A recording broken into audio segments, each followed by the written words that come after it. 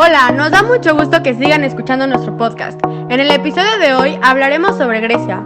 Para los que no nos conocen, nosotras somos Fabi, Dani e Isa, y somos especialistas en el tema de la historia del diseño. Vamos a empezar con el contexto histórico y cultural de Grecia. Estos son temas que me encantan. Sí, a mí también me gustan mucho. Es por eso que quiero empezar contando un poco sobre la civilización en la antigua Grecia. Los griegos procedían de los pueblos que emigraron a la península balcánica en diversas oleadas, iniciadas en el tercer milenio antes de Cristo. Entre los migrantes estaban los pioneros, los aqueos, los jonios, los dorios y los eolios, todos ellos de indoeuropeos arios provenientes de la Europa oriental. Y por otro lado, las poblaciones invasoras son en general conocidas como helénicas, por su organización en clanes.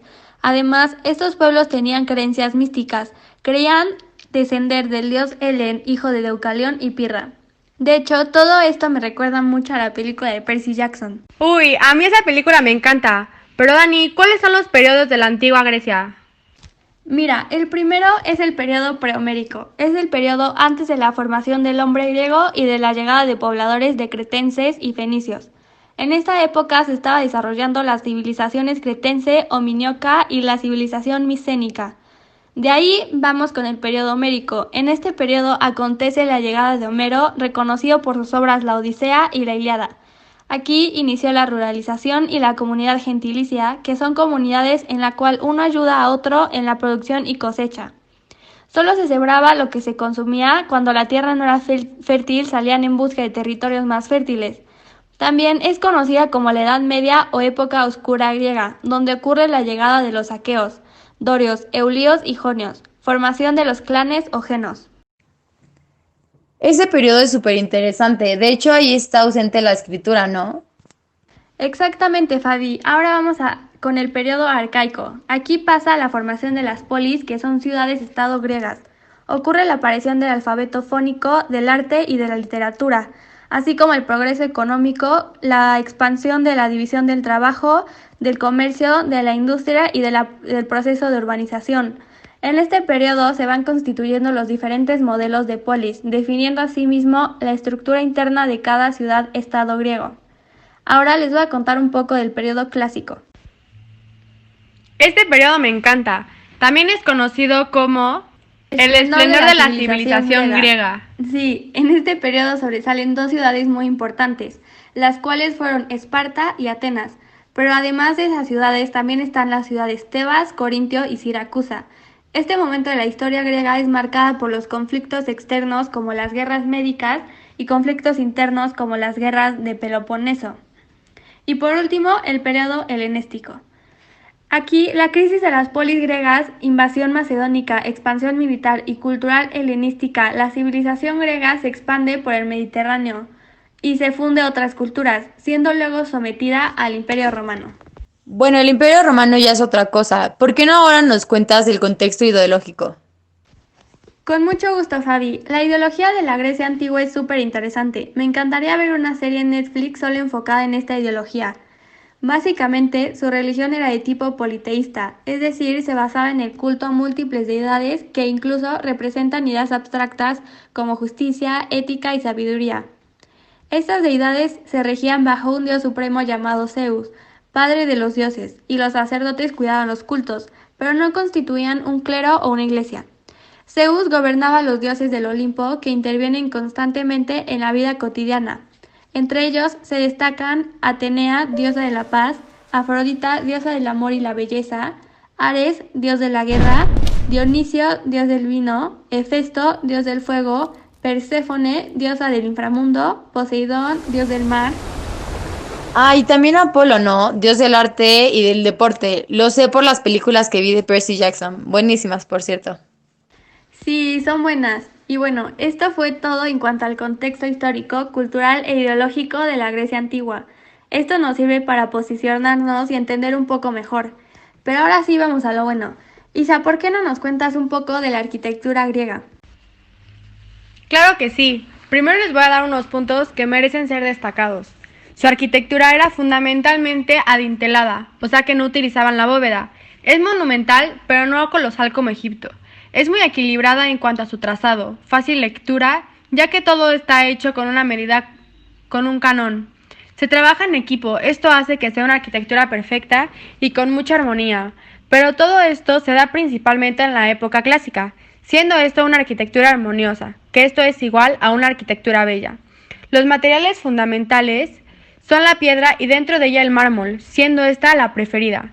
Al principio utilizaban madera o la mampostería. El color era menos fuerte que el mármol y el aparejo. Conjunto de instrumentos, herramientas para realizar un trabajo. Es con una sillería regular y uniforme. Esto quiere decir que ese conjunto de asientos, ya sea sillones, sillas, canapés, son iguales o del mismo estilo. De hecho, siempre llevaba elementos decorativos, ¿no? Sí, como cenefas, rosetas, ovas, permas, palmetas y entre muchas otras. Es arquitectura alquitranada, se opone a la estructura abovedada. Esta utiliza arcos y bóvedas en la construcción de sus edificios. Oye, Isa, ¿y qué sabes de cultura y ciencia? Grecia se considera como los padres de la filosofía y los primeros científicos. Intentaron dar explicaciones racionales a los fenómenos naturales en lugar de recurrir a la religión o a la magia. Otorgaron gran importancia a la educación, especialmente en Atenas.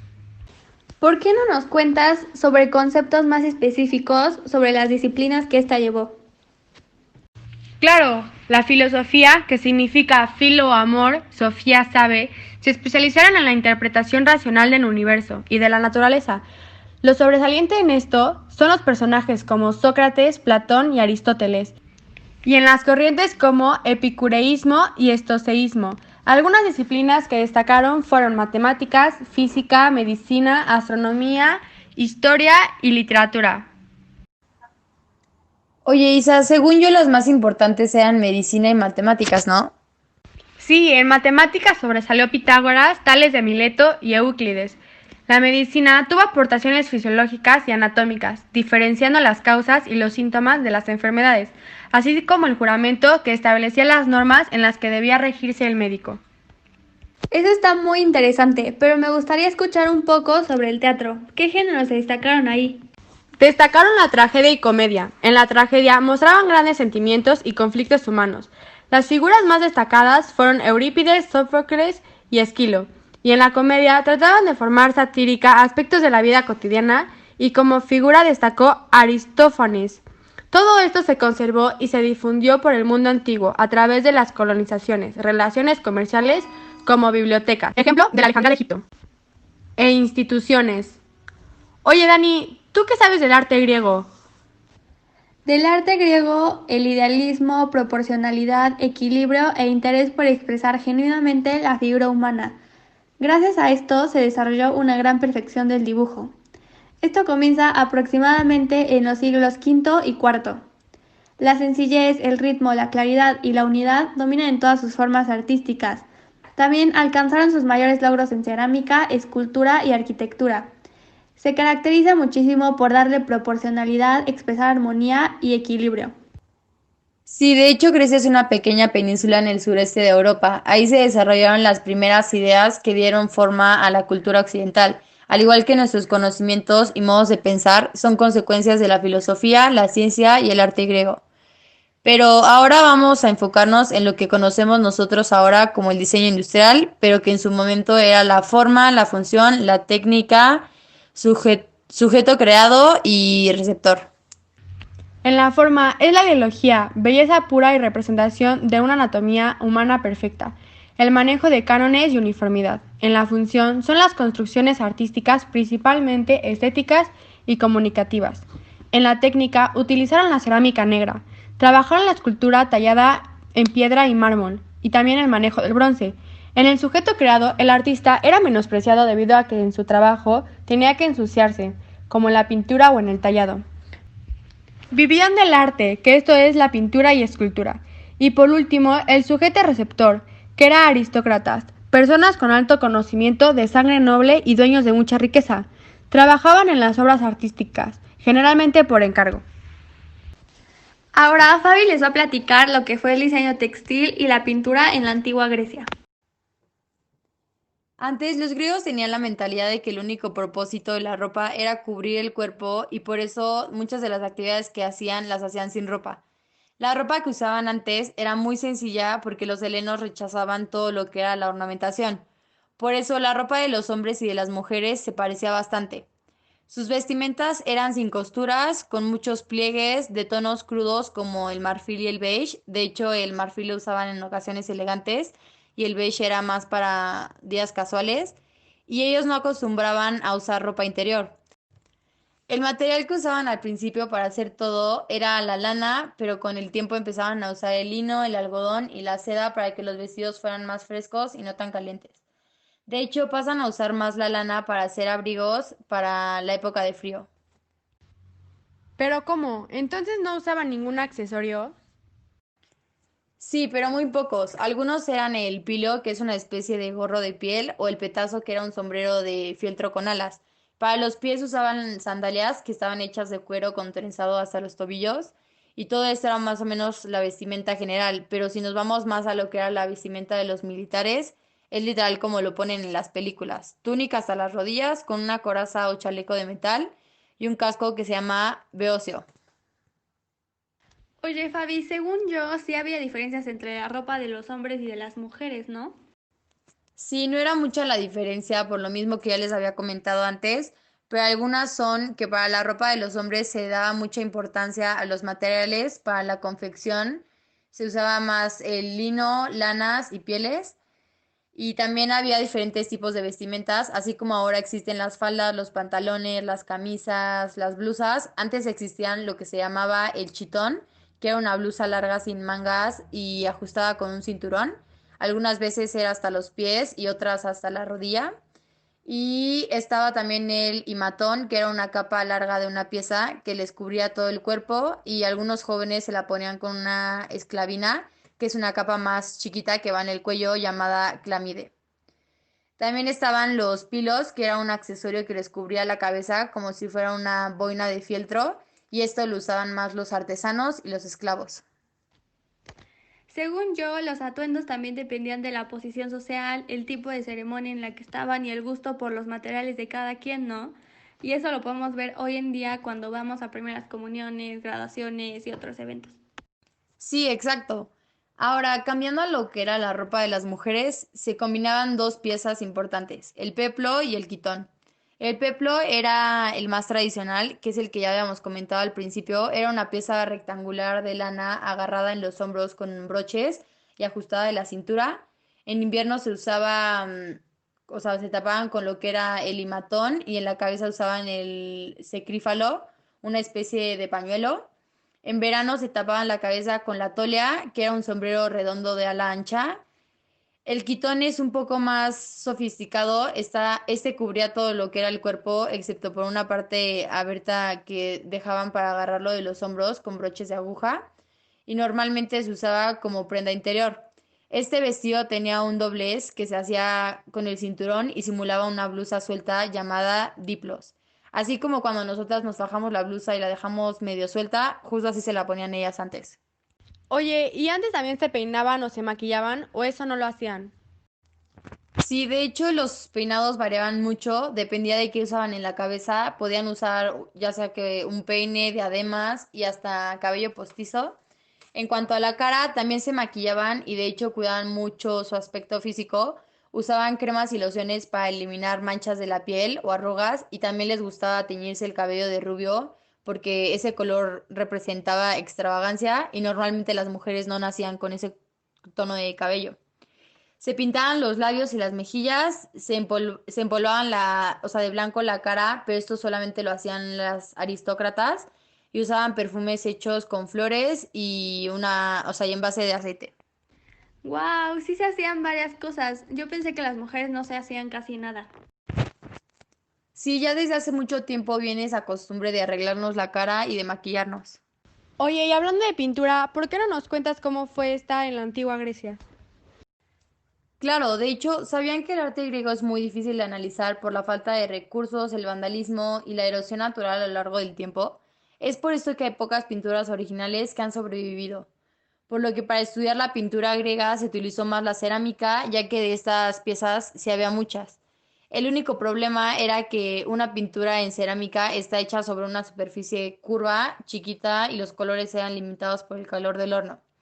Las características de la pintura griega eran que se utilizaba mucho en obras arquitectónicas y era considerada un arte, no solamente una decoración. Tienen influencias del arte egipcio y azario. Estuvo relacionado con las formas geométricas y según los historiadores, las pinturas de más valor fueron las que se hicieron en tabla, pero por lo mismo de que la madera es un material que se gasta mucho con el paso del tiempo, no hay ninguna que podamos ver o analizar hoy en día. ¿Y esta cultura aportó alguna innovación en cuanto a la pintura a lo largo de la historia? Sí, algunas fueron el cuerpo humano y sus partes más allá de lo que era la frontalidad, unos conocimientos de perspectiva como la superposición de figuras y el naturalismo, el inicio del modelado de los pliegues y objetos curvos y lo que era una forma primitiva de claro oscuro. Oye, y los materiales y técnicas que se usaban, según yo, eran muros, tablas, losas de terracota o mármol, también el marfil, cuero, pergamino y lino, pero no muy seguido.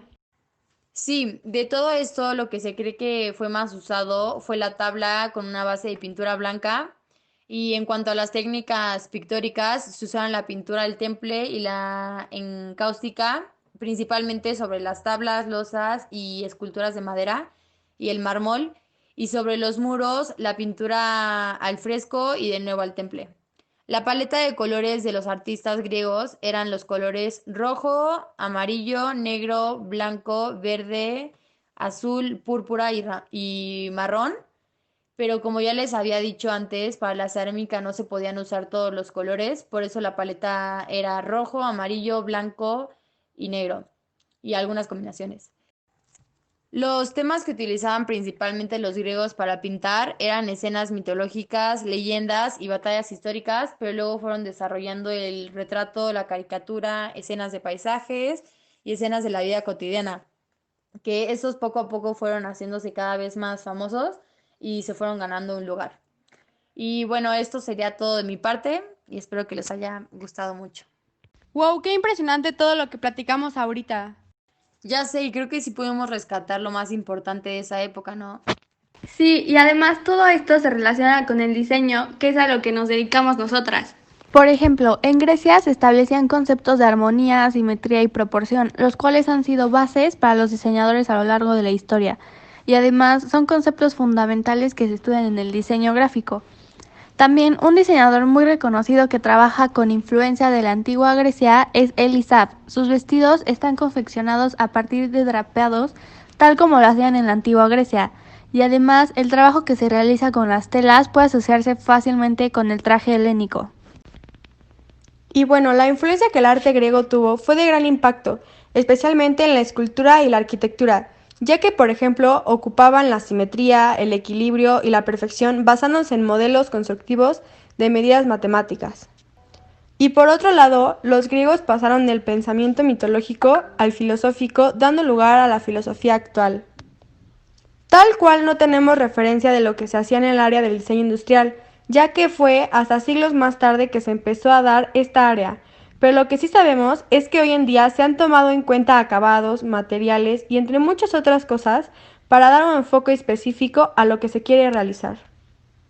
También el arte y la arquitectura de la antigua Grecia tuvieron gran influencia en lo que era el arte occidental hasta la actualidad y este es prácticamente todo su legado a lo largo de la historia. Finalmente, la cultura griega en el diseño es fundamental por la importancia que le daban a la belleza y a cada detalle.